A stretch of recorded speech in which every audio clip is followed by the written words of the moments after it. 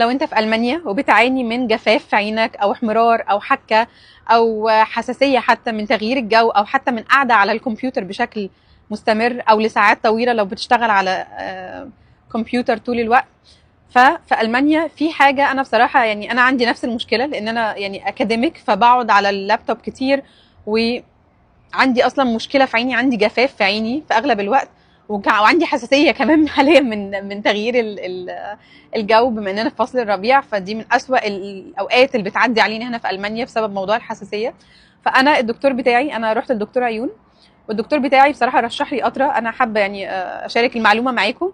القطره دي هي ما فيهاش مواد حافظه فتقدر تستخدمها وانت مطمن، بترطب العين، ليها انواع كتير هحط لكم شكلها عامل ازاي. هي اسمها هايلو، فانا عندي واحده منهم حاليا، عندي دي هايلو فريش. في منها انواع كتير على حسب درجه الترطيب، في منهم يمكن 4 أو 5 الوان، ازرق واخضر وبينك حاجات زي كده. دي بترطب العين وبتقلل الحكه. طبعا ما ينفعش تستعملها مره وتسيبها، دي بتستعملها يمكن من 3 ل 4 مرات في اليوم. زي ما قلت هي ما فيهاش مواد حافظه فهي تقدر تستعملها ويعني وانت مطمن. دي انا استعملتها او بستعملها يمكن بقالي حوالي 5 سنين دايما عندي في البيت. محتاج بس حاجه يعني احس ان عينيا مش ناشفه قوي او ما فيهاش حساسيه جامده، ممكن استعمل دي. في منها كمان اللي هي الزرقاء اسمها هايلو جel، هحط لكم صورتها على الشاشه.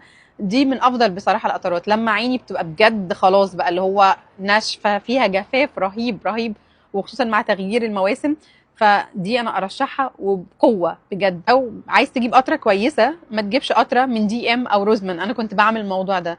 القطرات فيهم اولا مش ابروفد، هي مش قطرات متجربه ولا قطرات يعني معموله للغرض ده، اكتر ما هي معموله حاجات كوميرشال وباسعار قليله جدا. انا جربت كذا مره من دي ام تقريبا قطره مش فاكره كانت ب5 يورو 6 يورو حاجه زي كده، بصراحه يعني فلوس على الارض يعني ما بتعملش اي حاجه. فلو عايز تجيب حاجه كويسه انصحك انك تجيب من الصيدليه طبعا، دي اول حاجه. ولو عايز قطره كويسه فهايلو بجد، القطره دي من اكتر القطرات اللي ريحتني الفتره اللي فاتت دي كلها. وحتى لما كنت عامله عمليه ليزك، دي هبقى اعمل عنها فيديو تاني. وعناية بعد العمليه، لو اي حد عمل عمليه ليزك عارف ان يعني بعدها بتنشف جامد وبتبقى حمراء بتبقى حساسه زياده عن اللزوم.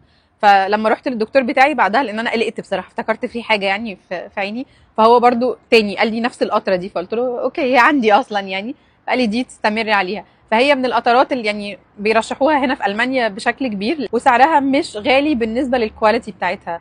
فلو بتعاني من جفاف في عينك بسبب قعده طول الوقت على الشاشه او تغيير الجو، فالقطره دي بجد هتساعدك. واكتبوا لي في الكومنتس لو تعرفوا القطره دي ولا لا. وبس كده، تشاو.